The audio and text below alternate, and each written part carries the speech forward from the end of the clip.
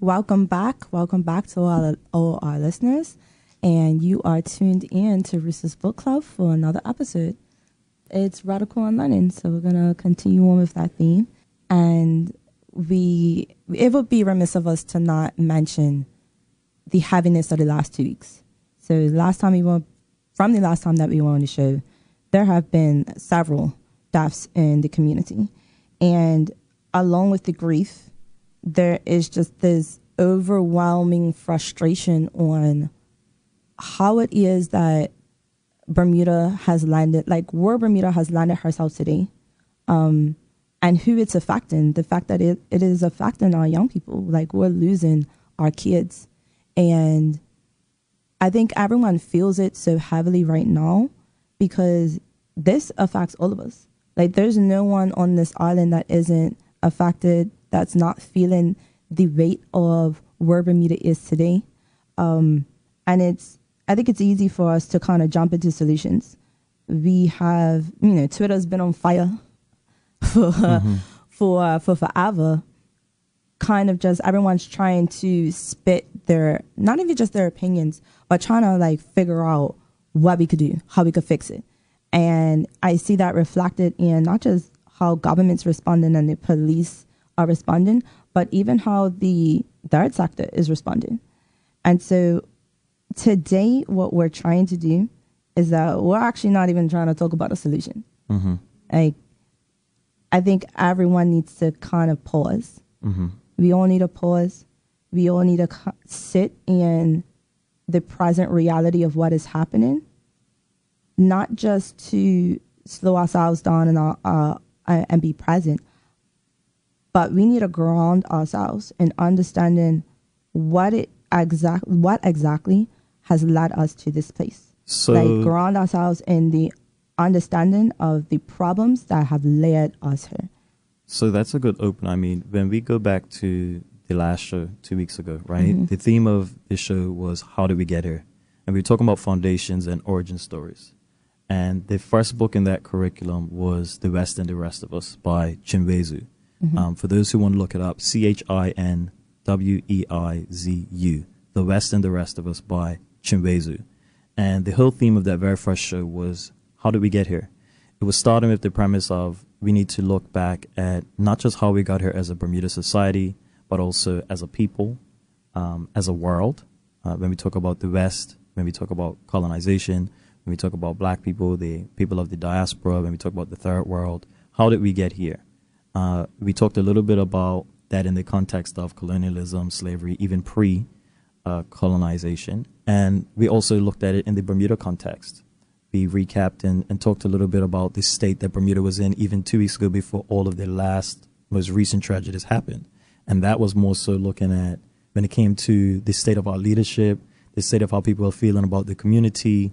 We talked about systems change, right? So if we take, I mean, it's hard to remember 2 weeks ago now with all that's happened, right? But in that time, we had just had the by-election and we were thinking a little bit about how so many people were talking about systems change and the current system is not working for us. And we were trying to think a little bit about how we got here.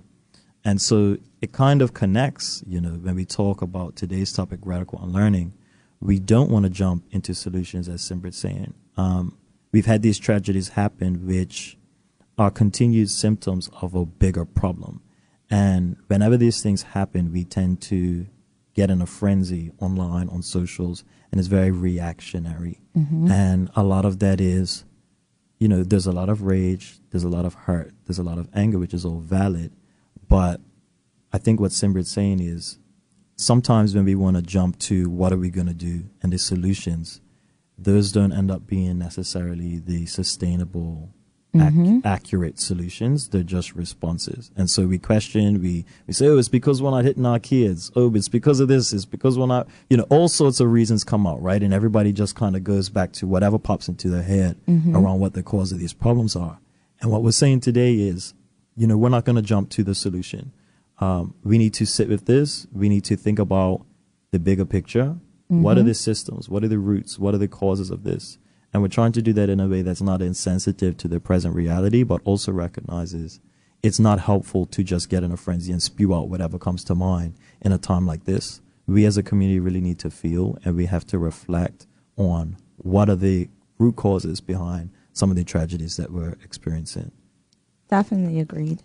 So we're going to jump or pretty much transition into our book, The Rest and the Rest of Us. And to recap, this book examines 500 years of Western expansion and imperialism in Africa, colonial rule, African complacency, and the consequences of colonial oppression and betrayal. And that's just a fancy way of saying we're going to go back to the beginning.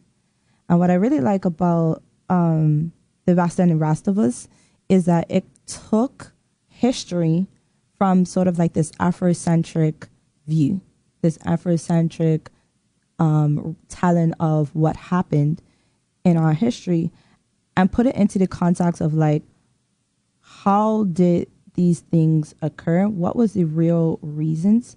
And it all revolves around the exploitation and then the sort of overtake of Africa, continent of Africa. And not just Africa, but also the rest of the global south. So you're looking at countries like India, we're looking at the Caribbean, Central America, South America, and the plundering of these countries and how they really actually shaped our history and how our world is kind of run today, right? So to recap a little bit more, we didn't exactly define colonialism in our last show. So according to Chinweizu, I guess the academic explanation is that colonialism is Western powers invading, occupying, and controlling territories for their economic gain and their strategic advantage. And this subjugates African people or any people that they're looking to conquer to exact their resources and to impose on their governments and their cultural norms.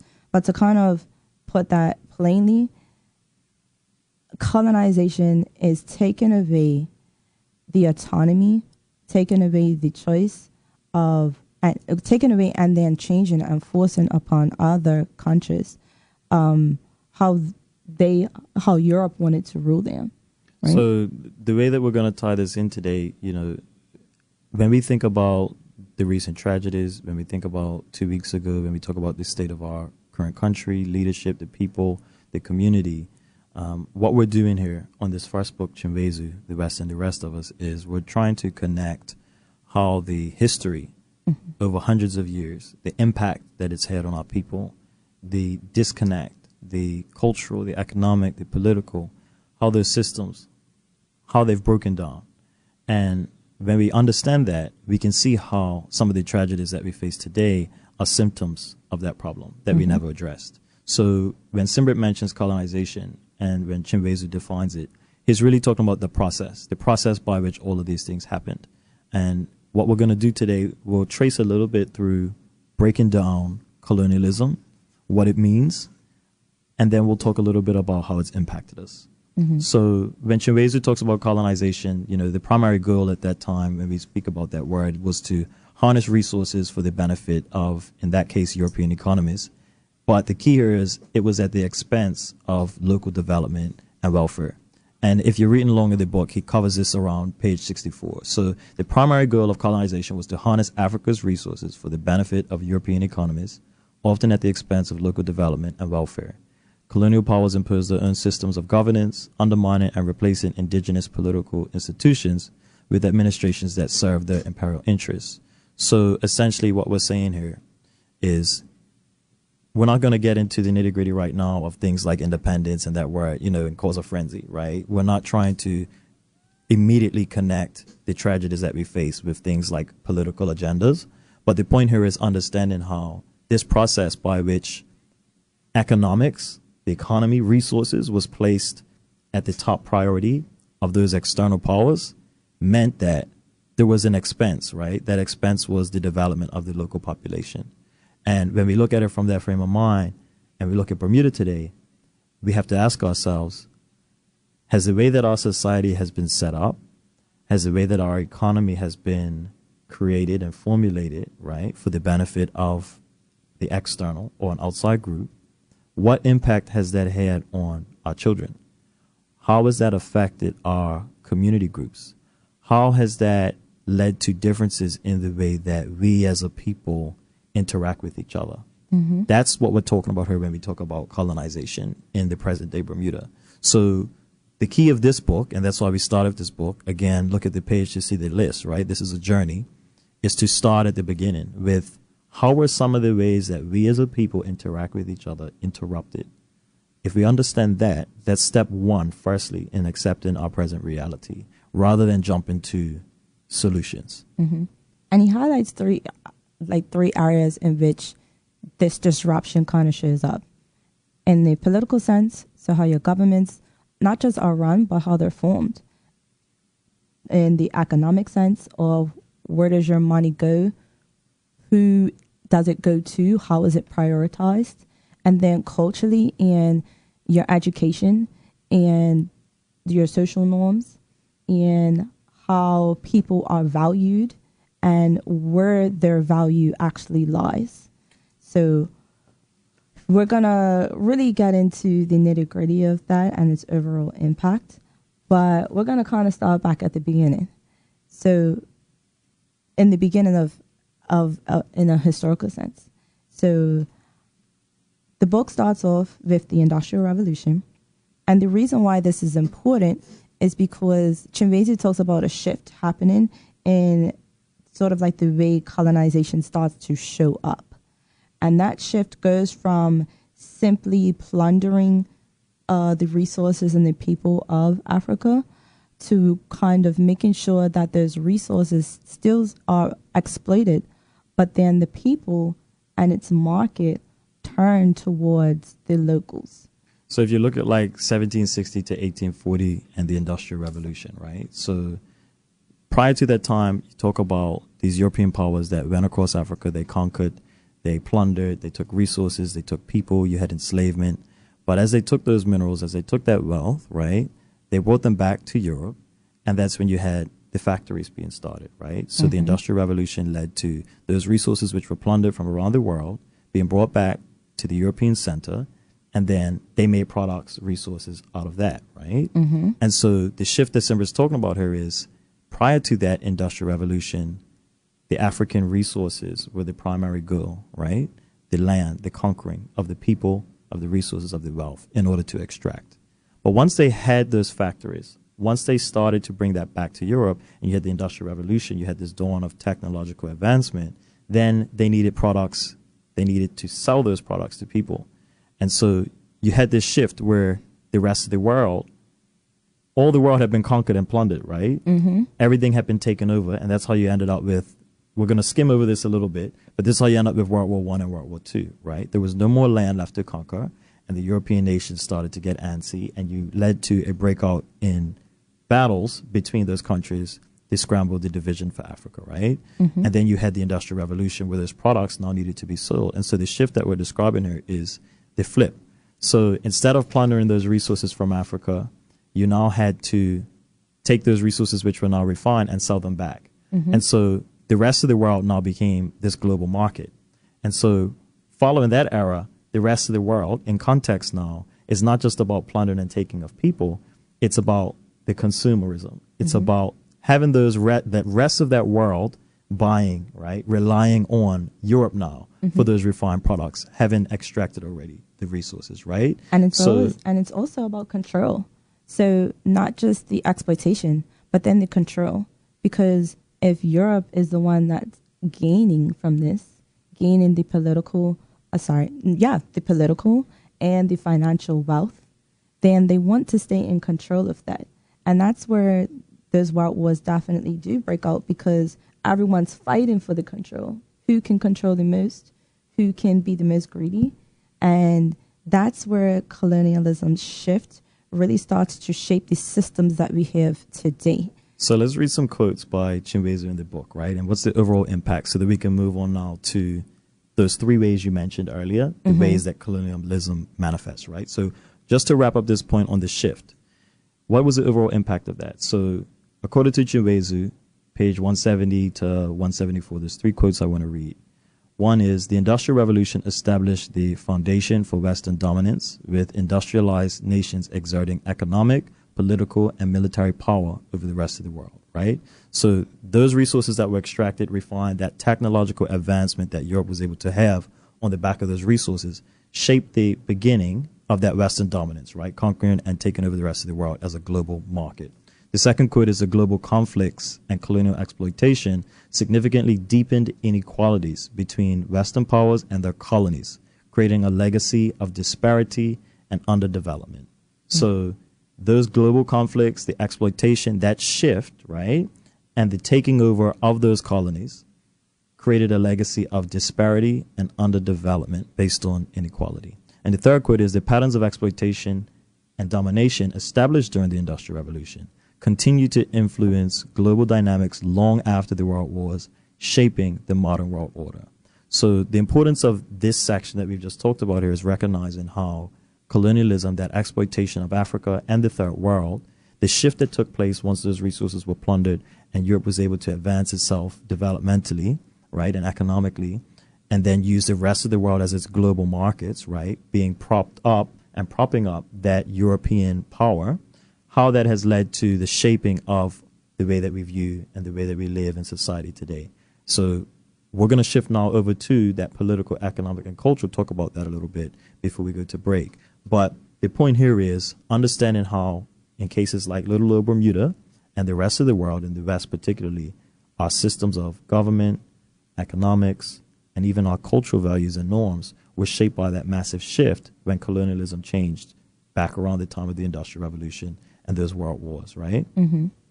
So some of the tools that we see Europe kind of used to take over that control and that dominance is the imposition, like the establishment, I should say, of foreign governance. So they're coming in, they're dismantling the political systems that Africans already had, and they're replacing them with their own administration. And we see that still, the effects of that still with coups, with dictators who have tried to seize control. We know that the infighting in African countries and just the global south in general, that destabilization of their government is still an effect of the tools that were used during this time of colonization, right? We also have this authoritative rule. And so there is one person or there's one political party in power and they have control over everything, right? So a quote that's on page 113 says, "The authoritative rule of colonial rule set a precedent for similar government styles in many post-colonial African states."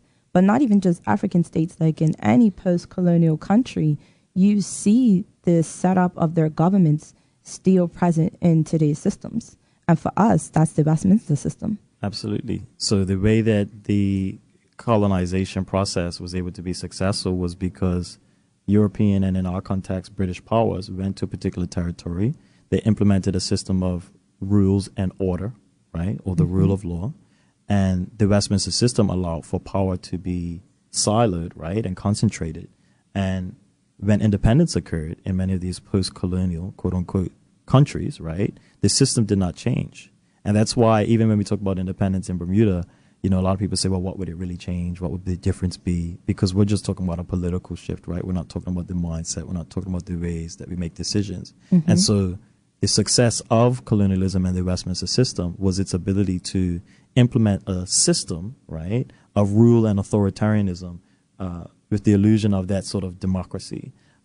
It was not something that African societies had prior to colonization. It's a system which, as a model that has really been perfected across the colonial world, because this model involved authoritarian rule, which has still manifested itself today, regardless of whether a country is, quote unquote, independent or not. So that is one of the three ways in which colonialism has manifested, which is the political impact, right? It's affected political autonomy. The second way is economic independence.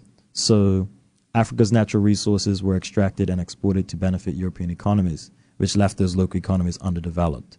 The primary goal of colonization was to harness Africa's resources for the benefit of European economies at the expense of local development and welfare. And so that forced labor, that economic dependency, colonization created a situation where the African economies were structured to serve colonial interests rather than local needs. And when we look at Bermuda today, we're going to open up the lines in a little while, but I would invite the audience to reflect on that. Is the Bermuda economy structured in a way that serves local interests? When we look at our black boys and girls, when we look at Bermudians, when we look at the way that we operate in this society, is our economy structured in a way that serves local needs over foreign interests? So the colonial economic system was designed to ensure that in the African case, it remained a supply of raw materials, right? And that created a cycle of dependency. An economy where they supplied raw materials and were also at the same time a market for the European manufactured goods.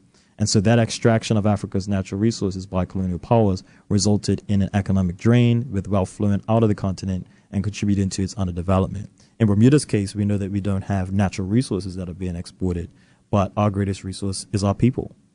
How have our people been used within the current economic system to benefit local needs? And we see in a way that hasn't happened, and it's never really been prioritized. And that's really where the economic impact kind of takes its toll. It's where does your value lie? How much value do Bermudians have? Because Bermudians are the resource. Black Bermudians are the resource. And so how much value do they have in this system that we have kind of like undertook? If we're being very candid on the show, when we look at our pillars of economy, it's tourism and international business. That has nothing to do with locals. It has nothing to do with local need. It doesn't take into consideration what it is that locals are, I guess, in a way kind of like good at. And it doesn't take into consideration the balance of the economy. And so where is this money going? How is it being invested back into the people that provide the resource in the first place? And does it care enough when we have tragedies like we have in the past 2 weeks to really think about solutions in ways that it can shift and change and amend itself so that what we need as locals is the priority and is the focus and gets majority of its time? So the economy is a whole discussion in itself, right? And the impact of international business and tourism on, let's take the case example of when we talk about inequality, let's say the Bermudian black male, right? Mm-hmm. That's a whole topic and discussion in itself on whether international business and tourism are compatible with that.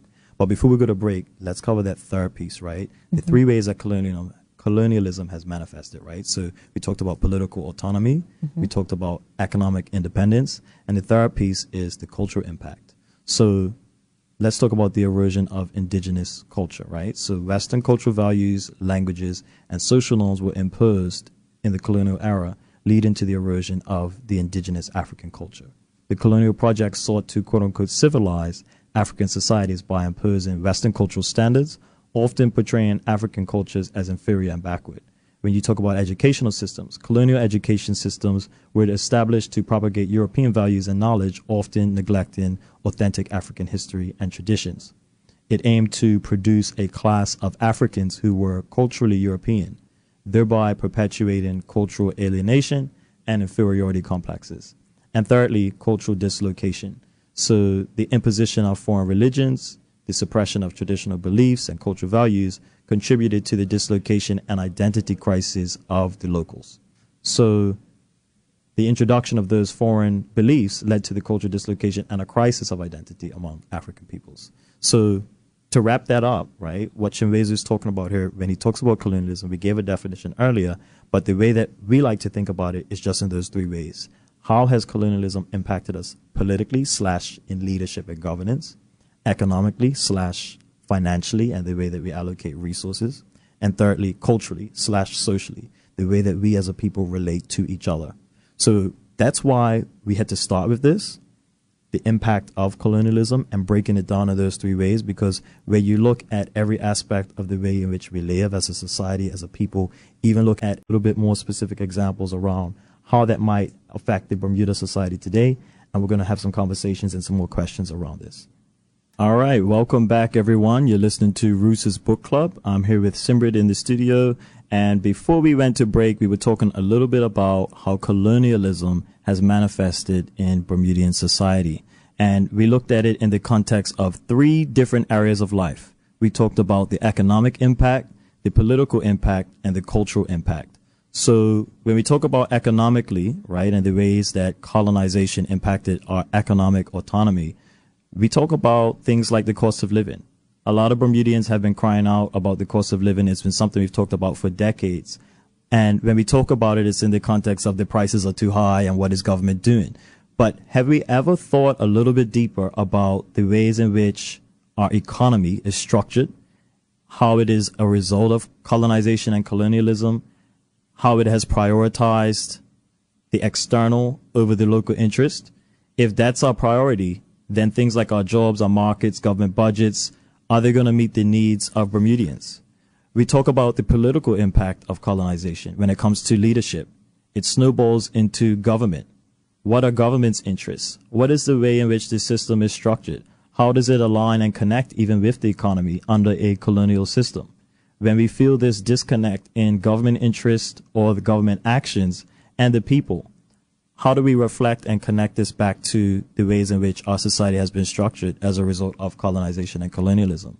When we talk about the cultural impact, education, crime, poverty, financial inequality, it's the glaring manifestation of all of that. The ways in which we as a people relate to each other. What are our cultural values? What are our belief systems? How have we as a people identified with each other? And how has this been disrupted? We want to ask you, if you're listening out there, to give us some thoughts. 297-1075. How has colonialism in its 3 manifestations, right?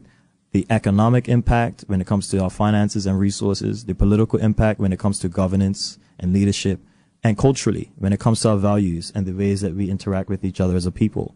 What has been the impact of that in Bermuda today, and how does that C word, colonialism, tie into the problems that we're facing today? We'll open up the lines, but in the meantime, Simrit, what do you think? I think for me, when it gets really real, like when we're tying this all back to the last 2 weeks, the tragedies of the last 2 weeks, it comes, for me, one of the glaring parts is education, right? So there was a report, the Mensa report, that came out in 2010, and it focused on the employment, earnings, and educational gaps between young Black Bermudian males and their same age peers, right? And this was the Center of Research for Fathers, Children, and Family Wellbeing. And for me, this is where you see that real life manifestation come into fruition, right? Because if you have an education system that is not concerned about local interest and need, then in its raw form and in its reality, it's not set up for our kids to succeed, right? And so to really bring it home, I work with young people, and I work in a lot of the education sectors. And when you go into schools, not only do you see the fact that our young men in particular are struggling, but you see the way in which they are systematically being left to the wayside. Mm-hmm. Like the resources that they need, their interests, the way in which they learn, the way in which they connect, in which they grow, is on purpose being neglected. And so one of the key phrases in the Mensa report, it's called "on the wall." And they talk about Bermudians who end up on the wall, Bermudians who end up, Black male Bermudians who end up being kind of almost like cast aside. And then we wonder why we have this level of crime and this level of violence showing up in our community. That report, it said it was on the wall or on the margins, because mm-hmm. they were talking about on the margins of society. Mm-hmm. You know, so it's a bit metaphorical, right? Like when we talk about, I remember growing up, you don't see as many Black men sitting on the wall now, right? I mean, a lot of it has to do with safety, mm-hmm. but that phrase on the wall or on the margins was saying, when we see young men sitting on the wall, it's a reflection of them being on the margins, on the edge of society. Where is the place for the young black male? Where is the place for the black Bermudian?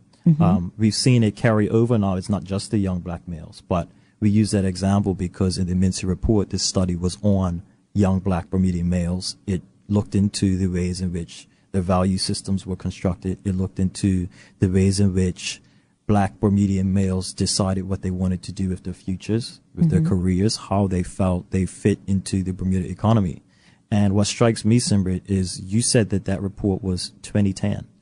We are in 2024. It's not the first report that's been done, and it's not the last. And so this is why I think we get a little frustrated when we look at the social media and all the rest, and everybody has a cause and explanation and answer and as to the ills, right? Like, there's just like, some people are either completely helpless and like, what are we going to do? Every time something goes wrong and every time there's a shooting or whatever, you have this one feeling of, well, what are we going to do? And then you have this other one where there are all these opinions, explanations, conclusions, and quick solutions around how we should be responding. But the experts, we paid these people from Columbia University to come and do this report, right? We have papers upon papers on how black Bermudian males, on how particularly not just the males, but persons who are marginalized in society, how that manifests in social ills and crime and inequality, all the rest. Have we ever unpacked the findings of these papers and these studies that have been done? Have we ever reflected into what they're really saying here, which is the way that Bermuda society is structured is fundamentally incompatible with the needs of the local people? I think we breeze over that because we don't want to deal with the results of what that means.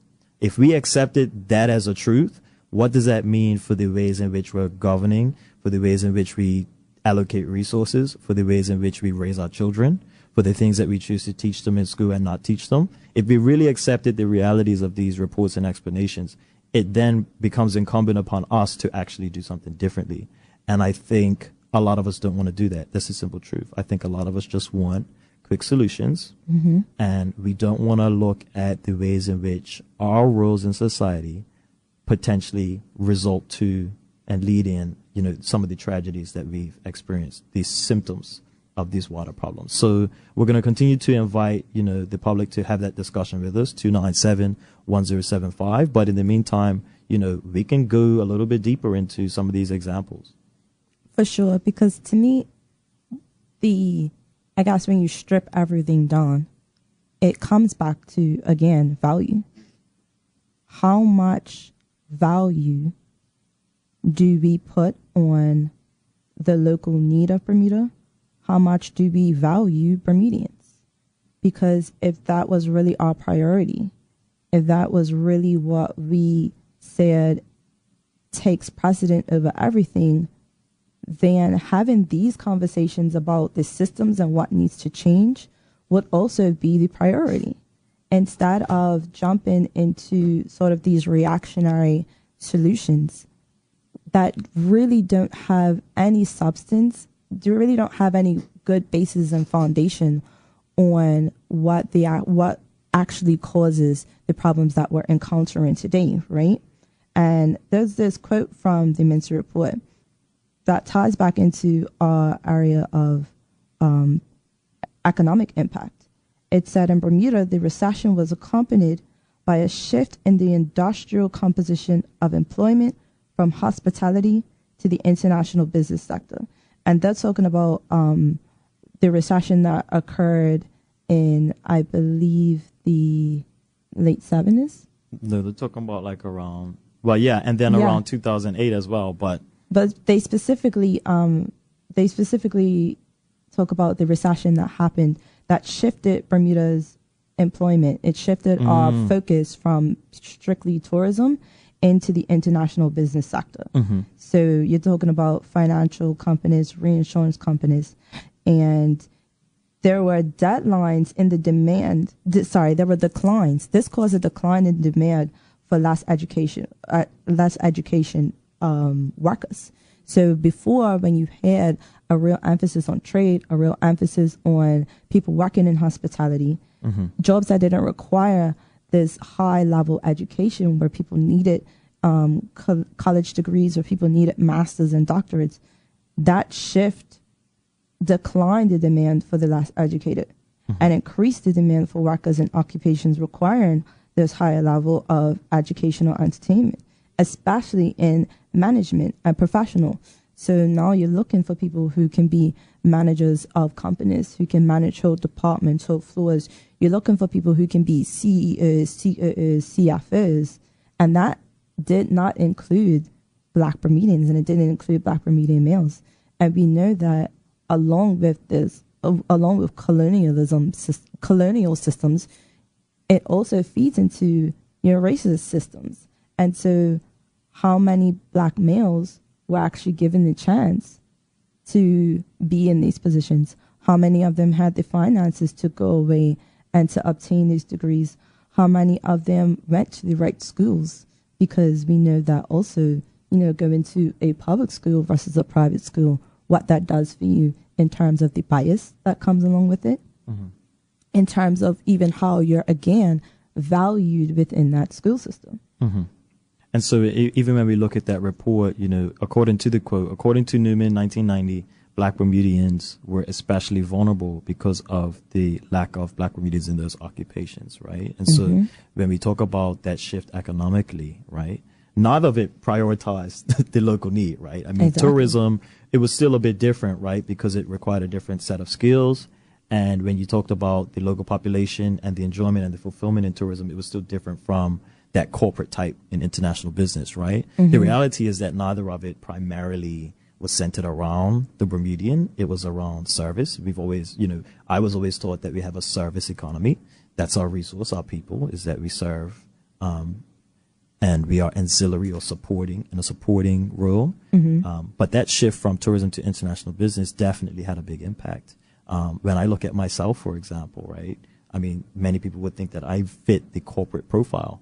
But when I was growing up in school, a lot of, my brethren did not, right? And so, whereas for me, I was always geared towards success looks like this, right? It looks like going and getting a degree in law. It looks like working in an office.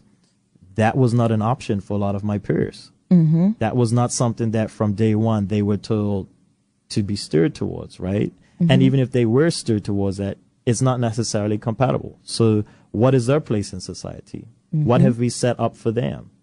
When we look at it in that context, what do we, and this ties into the cultural, right? Because we've used an economic example, but when you look at the cultural, what do we value? When you look at successful Bermudians, when you look at successful Black Bermudian males, who comes to mind? Are these people in suits? Are these tradesmen? Are these community leaders? So this is all tying into sort of Chinweizu's book in the sense that we're unpacking how our current society has been impacted by colonialism, culturally, economically, and politically. We already see there's a gap between what we consider successful professionally and, for example, community leadership. Right? Do we equate our successful Black Bermudian men with our leaders, or do we equate them with business suits? Do we equate them with tradespeople that are building houses and running community clubs? Or do we just look at those who have been able to fit into the mold of international business? That is just one prime example when we talk about our cultural values, right? What do we actually look at as a society as the definition of success? And again, we use the Black Bermudian male example in this context just because this is what the research has pointed to in terms of equality, inequality, etc.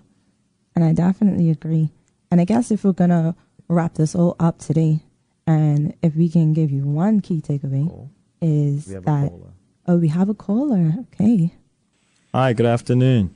Good afternoon. Good afternoon, guys. Just want to say that you guys are doing a great job. And I love the conversation and everything that it is surrounding. You don't usually hear conversations like this in Bermuda. I think the only thing I would probably add to it is the effects that even today colonialism has on people's mental take on the world and on themselves and how they view themselves as well. even if it's subconscious, we think that, or we have a perception of ourselves that isn't helpful to our situation as well. And I think it takes you back to the song by Bob Marley, where first we have to emancipate ourselves from mental slavery. And what we're thinking about ourselves, who are we?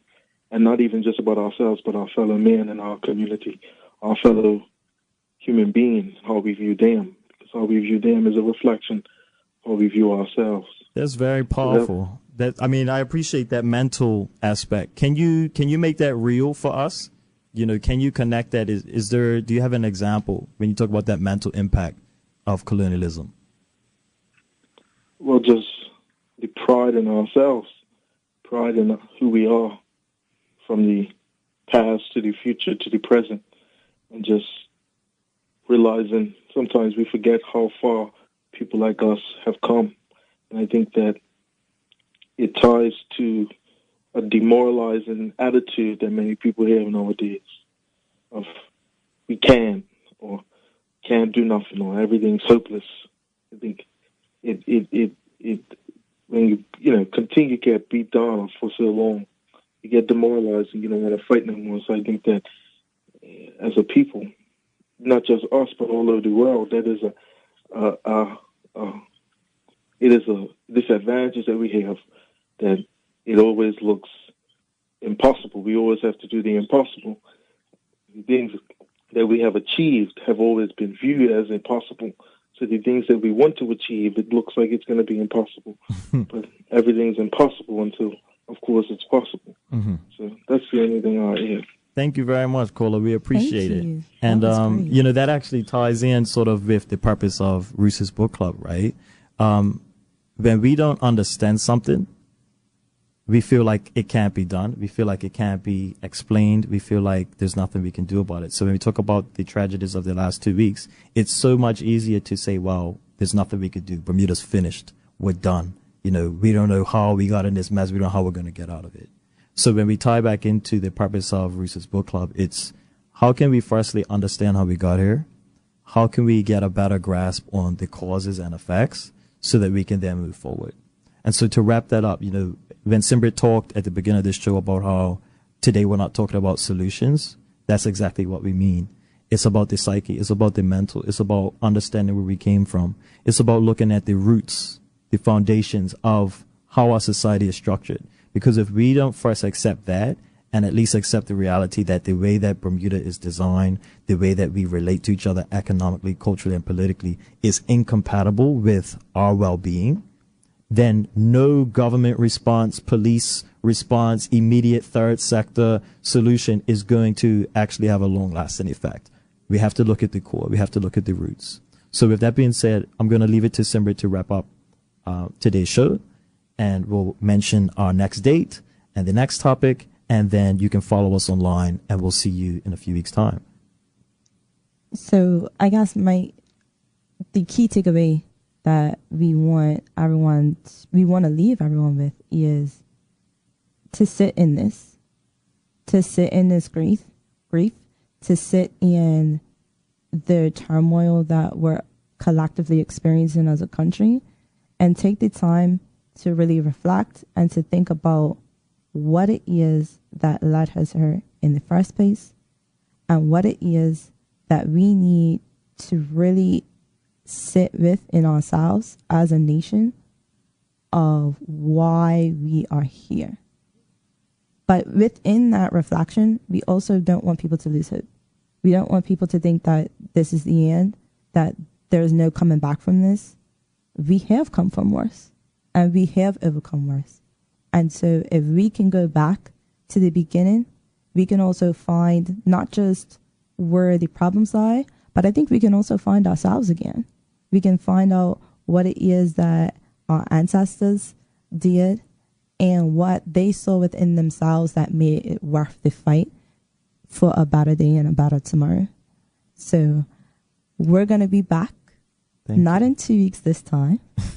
We're going to be back in 3 weeks this time, because just to throw this in, Somerset all the way, we're going to have our cup match break. Cup match is coming. Cup match is coming. So we'll see you again on August 7th. Mm-hmm. and we're going to be talking about radical heritage. So we've talked about how did we get here. We talked about radical unlearning today. And next we'll be talking a little bit about radical heritage. And the book that we'll be kind of shifting towards is Dr. Ava Hudson, the late great, should be national hero if we actually did national heroes properly. The Experience of Racism in Bermuda and in its wider context is a book by Dr. Ava Hudson, where we're going to get a little bit deeper into the specifics around how some of these things have manifested in day-to-day examples in Bermuda. In the meantime, Roose's Book Club, ROOSESBOOKCLUB, Roose's Book Club on Instagram, on Facebook, on Twitter, on YouTube. This is sponsored by Future Leaders Bermuda. You can tune in, visit our website, www.futureleaders.bm/Roose's Book Club. If you want to learn a little bit more about the basis of the club, the books we'll be reading, get ahead of the discussion, and follow us online. We want to spell it out for you guys because it was brought to our attention last week that we never actually told you how to spell it. So Roose's is ROOSES.